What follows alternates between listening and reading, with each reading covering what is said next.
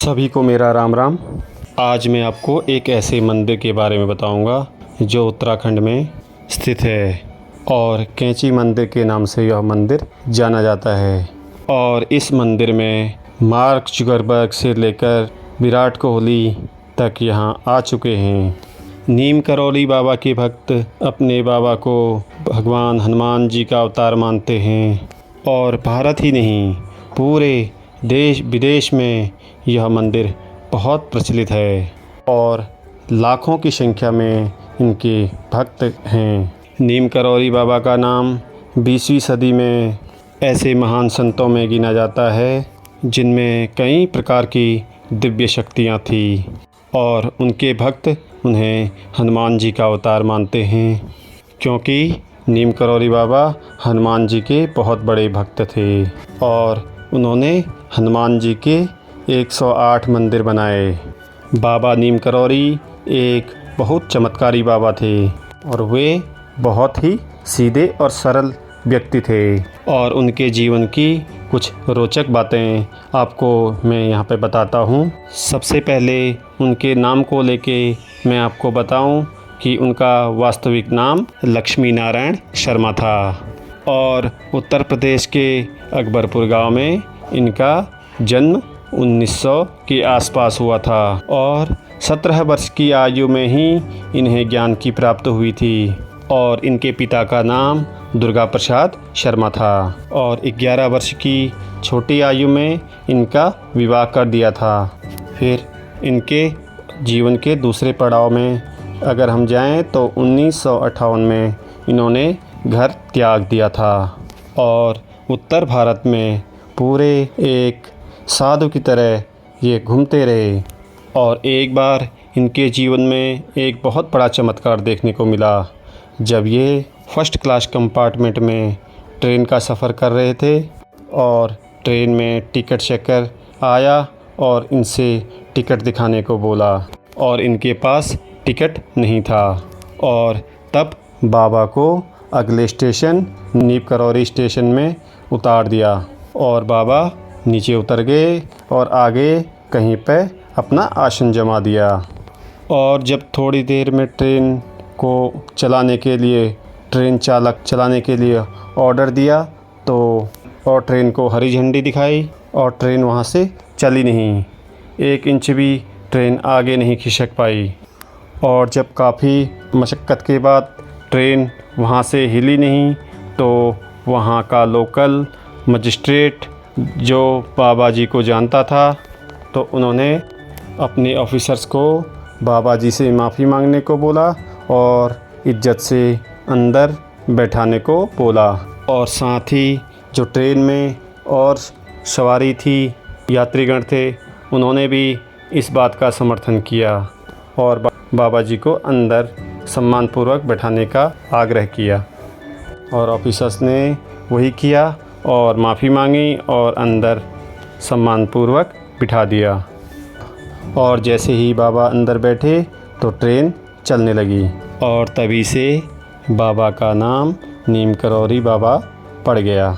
और इसी तरह से इनके बहुत से चमत्कार सुनने को मिलते हैं। उत्तराखंड में नैनीताल के पास कैंची धाम में बाबा पहली बार 1961 में आए और अपने पुराने मित्र पूर्णानंद जी के साथ यहाँ पर एक मंदिर बनाने का सोचा और इसी तरह एक आश्रम बनवाया जिसकी स्थापना 1964 में की। और वहीं इनकी समाधि स्थल उत्तराखंड में ही नैनीताल ज़िले में पंतनगर में स्थित है और यह एक ऐसी जगह है जहाँ जो भी भक्तगण मुराद लेकर आता है वो कभी खाली नहीं जाता। और वहीं अगर बाबा के हाई प्रोफाइल भक्तों की बात करें तो एप्पल के मालिक स्टीव जॉब्स, फेसबुक के मालिक मार्क जुकरबर्ग और हॉलीवुड एक्ट्रेस जूलिया रॉबर्ट्स का नाम प्रमुखता से लिया जाता है। और कहा तो यह भी जाता है कि इस यात्रा से इन लोगों का जीवन बदल गया। और अभी इनके चमत्कारों की बात करें तो रिचर्ड एल्पर्ट, जिनको रामदास के नाम से भी जाना जाता है, बाबा जी के चमत्कारों पर एक किताब लिखी और इस किताब में एक कंबल की घटना का जिक्र है और बाबा जी हमेशा कंबल ही ओढ़ा करते थे और आज भी लोग मंदिर जाते हैं तो कंबल ही भेंट करते हैं। और आपको बता दें कि हर साल 15 जून को कैंची धाम में एक बहुत बड़े मेले का आयोजन किया जाता है और इस मेले में देश विदेश से काफ़ी भक्त पहुंचते हैं। और नीम करौरी बाबा ने अपने शरीर का त्याग 11 सितंबर 1973 में वृंदावन में किया था। और अगर आपको इस मंदिर तक पहुंचने के बारे में बताएं तो सबसे पहले आपको ट्रेन या बस से उत्तराखंड के काठगोदाम तक पहुंचना होगा। ट्रेन द्वारा काठगोदाम तक पहुंचना होगा और बस द्वारा हल्द्वानी तक पहुंचना होगा। यह दोनों एक साथ ही हैं और यहाँ से नीम करौरी बाबा तक पहुँचने में 2 घंटे का समय लगता है। और राजधानी दिल्ली से अगर हम देखें तो यहाँ 3 ट्रेनें नियमित रूप से पहुँचती हैं, जिसमें आपको मिनिमम किराया 100 रुपये के आसपास और मैक्सिमम 1000 रुपये के आसपास मिल सकता है। और इसी तरह वोल्वो बसें और ऑर्डिनरी बसें भी यहाँ पे पहुँचती हैं, जिनका किराया 500 से लेकर 1500 रुपये तक है। और होटल भी यहाँ पर आपको सीजन के हिसाब से बजट में मिल जाएंगे।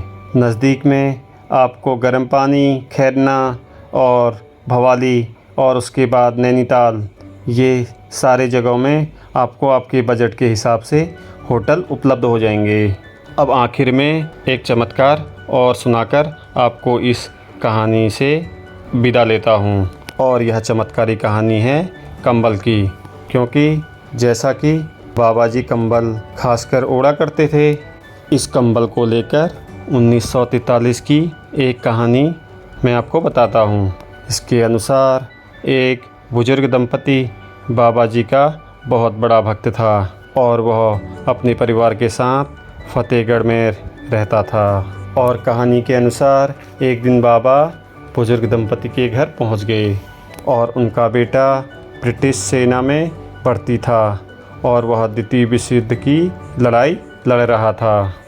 और बाबा जैसे ही उनके घर पहुँचे तो बाबा ने बोला कि आज वह रात को यहीं विश्राम करेंगे। और जहाँ बुजुर्ग दंपति उनके रुकने से खुश थे, वहीं उनके मन में एक दुख भी था कि उनके पास उनकी सेवा के लिए उनके घर में भरपूर अन्न नहीं था। फिर भी उनके पास जो कुछ भी था उन्होंने उसी के अनुसार बाबा जी का आदर सत्कार किया। और खाना खाने के बाद बाबा जी चारपाई पर लेट गए और कंबल ओढ़कर सो गए।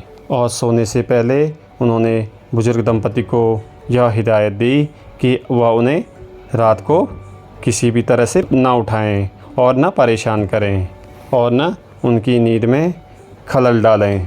और थोड़ी देर बाद बाबा जी ज़ोर ज़ोर से कराहने लगे और उनकी नींद खुल गई और चारपाई में बैठ गए जैसे कि महाराज जी को कुछ हो गया और ऐसा लग रहा जैसे महाराज जी को कोई मार रहा हो। और जैसे ही सुबह हुई, बाबा जी ने वह कंबल बुजुर्ग दंपति को दिया और बोला, आप इसे दोनों साथ जाकर नदी में बहा के आ जाओ और ध्यान रहे कि इस कंबल को खोलना नहीं है। जैसे ही आप इस कंबल को खोलोगे तो इसकी सारी शक्ति ख़त्म हो जाएगी। इसलिए दोनों बुजुर्ग दंपति अपने मन को मनाकर किसी भी तरह नदी में उस कंबल को बहाकर आ गए। और जाते जाते बाबा जी उनको यह भी बोल के गए कि आप बिल्कुल चिंता मत करो, 1 महीने बाद आपका बेटा लौट कर आ जाएगा। और इधर जब वो बुजुर्ग दंपति उस कंबल को लेके नदी में बहाने के लिए गए तो वह बहुत भारी था और उसमें ऐसा प्रतीत हो रहा था कि इसके अंदर लोहे जैसी कोई भारी वस्तु है। और ठीक 1 महीने बाद बुजुर्ग दंपति का वह बेटा वापस लौट कर आया और वो अपने बेटे को देखकर बहुत खुश हुए। और बेटे ने अपने माता पिता को 1 महीने पहले की हुई घटना को बताया कि वह किस तरह से दुश्मनों के बीच में घिर गया था और चारों तरफ से गोलीबारी चल रही थी और उनके सारे साथी मारे गए थे। अकेले वही बच गए और वह अकेले कैसे बच गए वह उन्हें भी नहीं पता चला। और भक्तों का मानना यही है कि ठीक 1 महीने पहले बाबा जी उनके घर पर रुके थे और उन्होंने ही उनकी जान बचाई। बस यही कहकर मैं अपनी इस कहानी से विदा लेता हूँ और इसी तरह की कहानी मैं आपके लिए लेकर आता रहूँगा। आप हमारे चैनल को सपोर्ट कीजिए, सब्सक्राइब कीजिए और अगर यह कहानी आपको पसंद आई हो तो इसे लाइक ज़रूर कीजिए। जय नीम करौली बाबा।